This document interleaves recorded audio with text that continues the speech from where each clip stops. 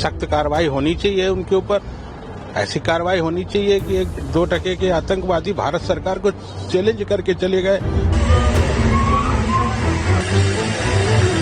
मेरी बहू से कहा कि मोदी को बता देना, मैं तुझे नहीं मार रहा हूँ। सरकार को ऐसी कार्रवाई करनी चाहिए कि वो 7 पुश्तों तक भूल जाए किसी को मारना। मेरा बेटा और बहू बैठे थे, स्नैक्स वगैरह खा रहे थे, तो पीछे से आए ये आतंकवादी और इन्होंने पूछा हिंदू हो कि मुसलमान हो। तो उन्होंने जैसे हिंदू बोला है वैसे तुरंत गोली मार दी सर पे।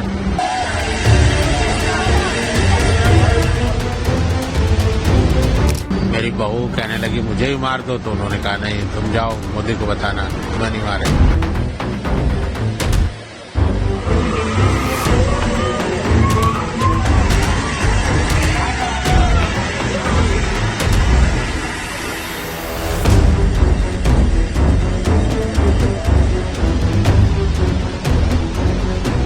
कार्रवाई होनी चाहिए उनके ऊपर। ऐसी कार्रवाई होनी चाहिए कि 1-2 के आतंकवादी भारत सरकार को चैलेंज करके चले गए। मेरी बहू से कहा कि मोदी को बता देना, मैं तुझे नहीं मार रहा हूँ। सरकार को ऐसी कार्रवाई करनी चाहिए कि वो 7 पुश्तों तक भूल जाए किसी को मारना। आई विटनेस नहीं है, हम लोग पहलगाम में नीचे रुक गए थे, बच्चे लोग ऊपर गए थे। हम लोग वहाँ नीचे एक स्थान होता है, उसके बाद ऊपर जाने के लिए घोड़े से जाना पड़ता है, जिसको मिनी स्विट्जरलैंड कहते हैं। तो वहाँ जाने के लिए 7 किलोमीटर घोड़े से ऊपर चढ़ाई चढ़नी पड़ती है। तो हम लोग ऊपर नहीं गए थे, हम लोग नीचे बैठे थे रेस्टोरेंट में और बच्चों को भेज दिया था। बच्चे मतलब मेरा बेटा, बहू और बहू की बहन, ये सब लोग गए थे। तो मेरा बेटा और बहू बैठे थे, स्नैक्स वगैरह खा रहे थे, तो पीछे से आए ये आतंकवादी और इन्होंने पूछा हिंदू हो कि मुसलमान हो।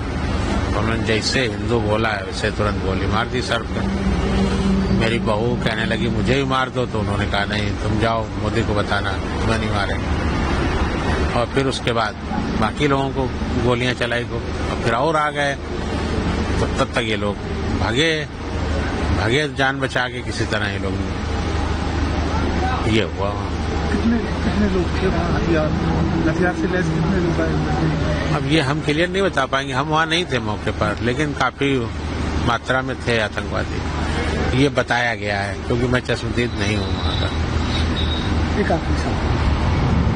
क्या चाहते हैं? क्या सरकार से आप बात करें? जो सरकार चाहते हैं उन्होंने माननीय अमित शाह जी को आज बता दिया है, गृह मंत्री जी को। उनसे अभी हमारी मुलाकात हुई थी श्रीनगर में, मैंने उनसे बता दिया है कि हम क्या चाहते हैं।